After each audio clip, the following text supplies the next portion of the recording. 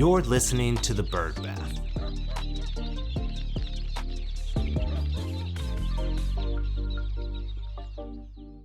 This episode of The Bird Bath is brought to you by PassPaw. Pet travel paperwork is time-consuming, complicated, and honestly, most practices aren't getting paid what it's worth. PassPaw fixes that. Use PassPaw's software to save your vet's precious time or go full concierge so your team stays focused on the medicine and let PassPaw handle the back and forth. Every workflow is optimized so your time is actually compensated, and when things get complicated, there's a real experienced team ready to help. PassPaw, built for practices that take pet travel seriously. Visit PassPaw.com, that's PassPaw.com, and use the code BIRDBATH for a special offer. Welcome back to the Bird Bath. Each week we scrape the surface of the news you need to know, so let's get into it. Top story this week is in the whole animal health world, and especially for us folks down here in the Lone Star State. Screwworm has hit U.S. soil, and not just in cattle, it is now confirmed in companion animals. The New World screwworm, which we've been talking about for quite a bit of time, was confirmed last week in 2 calves, one in LaSalle County and the other one in Zavala County, which are both pretty close to the border, but when you start thinking about it, they're not too far away from the big cities like San Antonio, Austin, and quite a few other cities across the state, but also in a dog. So New World Screwworm was confirmed in a dog on June 6th at Andrews Veterinary Clinic here in Texas. Now, the owners did likely travel from Mexico, and they live in New Mexico. So they're reclassifying the case as a New Mexico case, but the dog has been treated and is recovering. But what that means is that it has landed and it is spreading. Now, the important thing about this is that this is a fly, and the larvae feed, this is going to be so gross, but on living tissue of warm-blooded animals. So any wounds that are open, they will actually lay the larva in there and they get to town on that. They will continue to attack those animals, and they can cause massive casualties across both herd animals.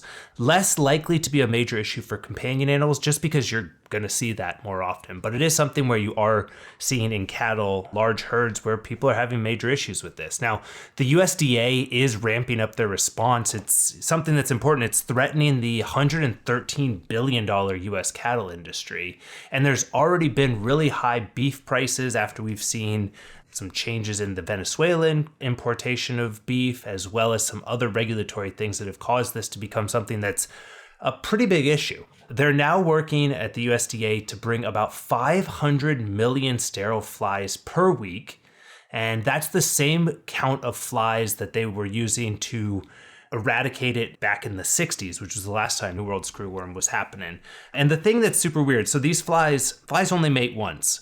So what the attack method here is to build a $750 million sterile fly factory that can crank out about 300 million flies per week.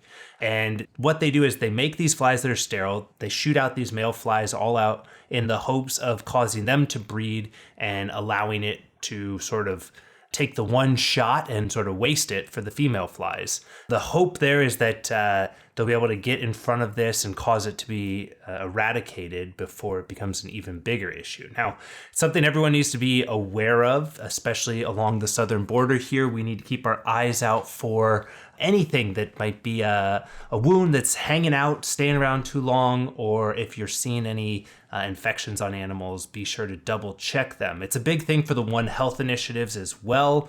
It's a big issue for border travel, and Canada's already taken steps to shut down importation of beef. So the effects of this are something we were expecting to see because it's really hard to stop it, but it's something that has now become a reality.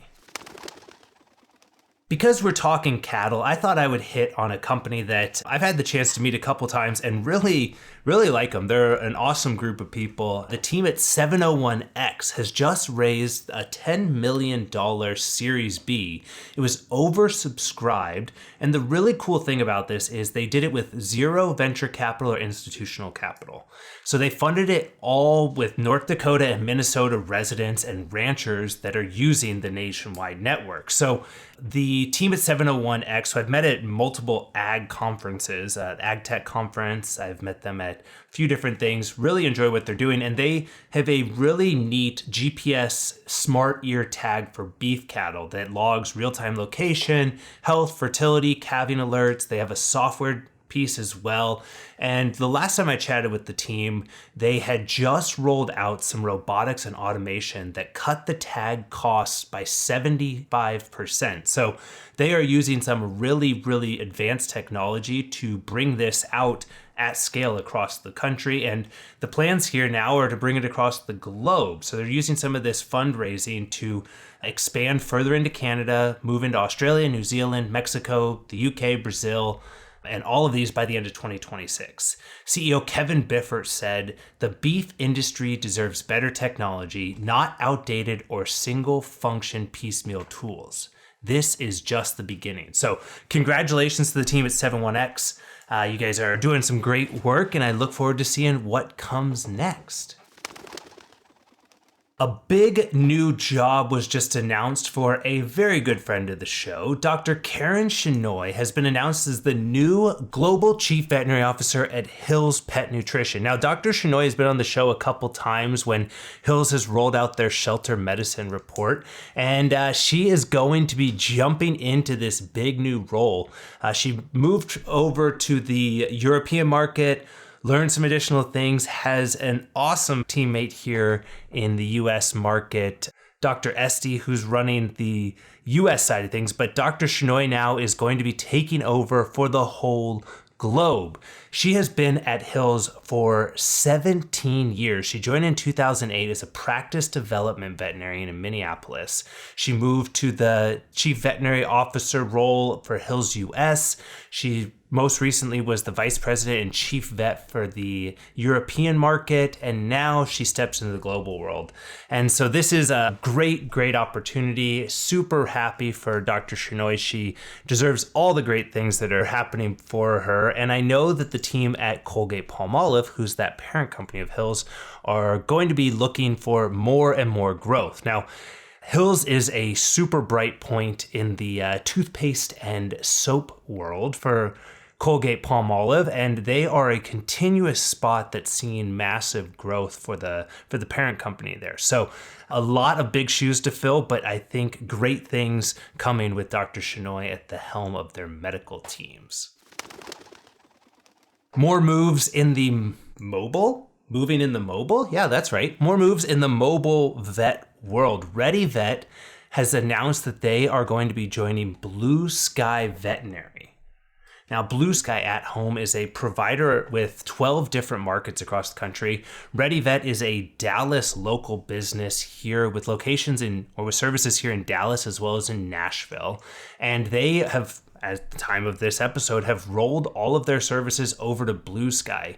BlueSky has been kind of growing this and is sort of positioning what they're saying as a change in the way that people have been doing historic consolidation of these groups. They're a founder-led business. They seem to be trying to go at it in a very agile way. And the intention here is that they are trying to build what they call the first financially healthy national mobile vet service. Now, the reason why that's so important is because there have not been a lot of financially healthy national mobile vet services.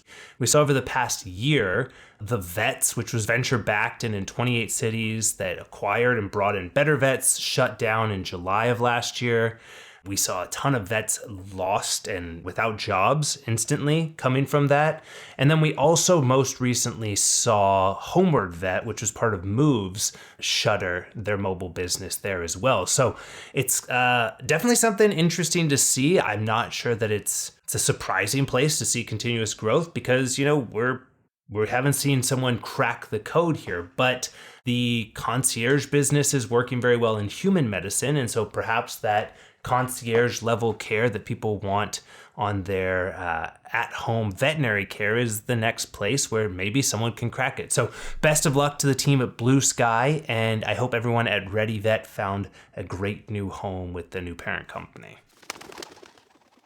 Finally, we're going to round it out with one more big new job. Dr. Jessica McArt has been named the next Austin O'Healy Dean of the College of Veterinary Medicine at Cornell University. So it was a little bit ago. I'm trying to think of exactly when it was, but Dr. Lauren Warnick, who was the dean since 2016, announced retirement, and the search began for the next person to step up.